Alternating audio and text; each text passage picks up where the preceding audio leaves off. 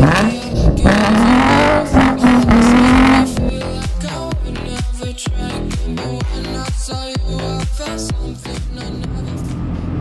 let's say your ECU does fail and you're trying to look to replace it. You pull out your ECU. You're like, alright, I fried my ECU.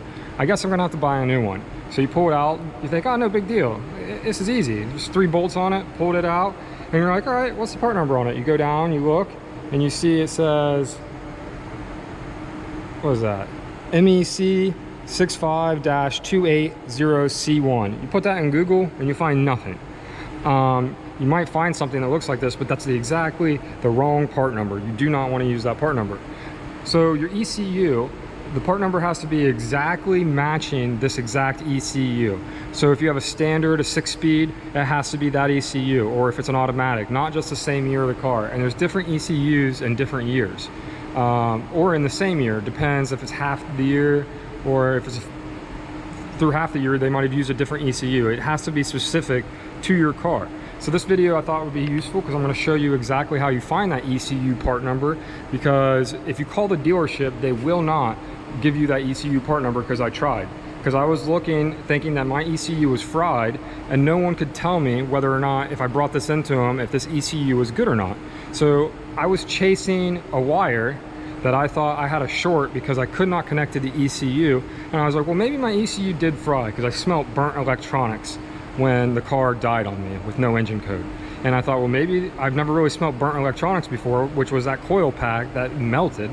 I thought maybe my ECU had actually melted. So I wanted to see, was I wasting a bunch of time searching for a short when it was just my ECU actually failed on me.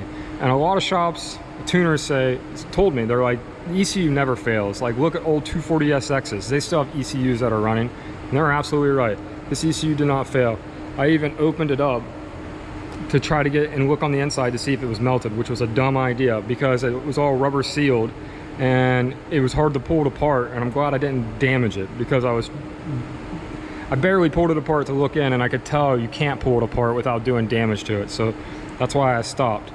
And I couldn't find anyone, like I said, to take a look at this.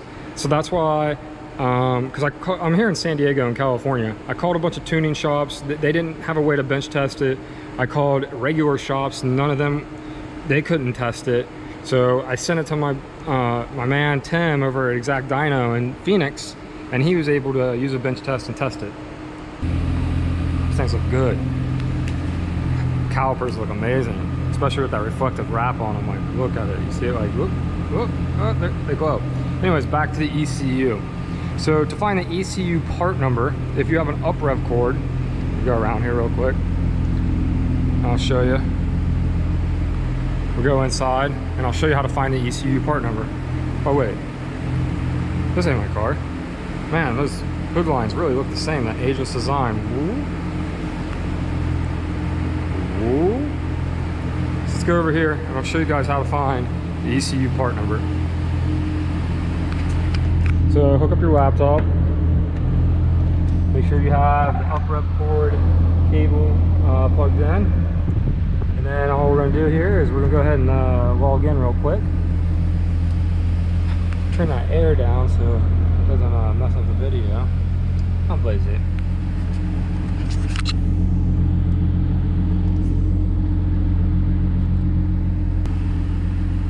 Enter in my password here, guys.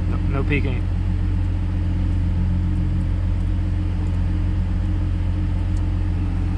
And connect. Then you're going to go in here and pull up Cypher, which is in the UpRev suite. It's completely free once you have the cable. Because when you're putting in the ECU part number, which I was trying to get a new ECU, it has to be exactly the exact same year. And so say if it's standard, there's a different ECU for a standard. If there's an automatic, there's a different ECU for an automatic. Let's see here. Get this where I can see. So your ECU has to match exactly or else it won't work. So finding the ECU part number was a pain. I didn't know. And you can't call the dealership because they won't tell you. So see here, searching for ECU.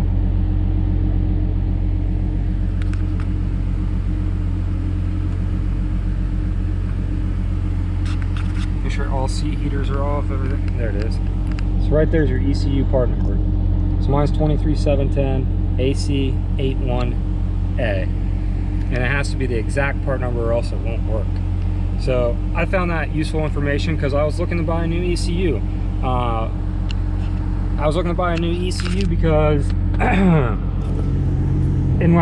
was waiting on my bench test. So when I bench tested my ECU, I had to send it into Phoenix. And once I sent it to my tuner in Phoenix, Tim at Exact Dyno, then I knew my ECU was good because no shop could tell me whether or not my ECU was actually bad or not.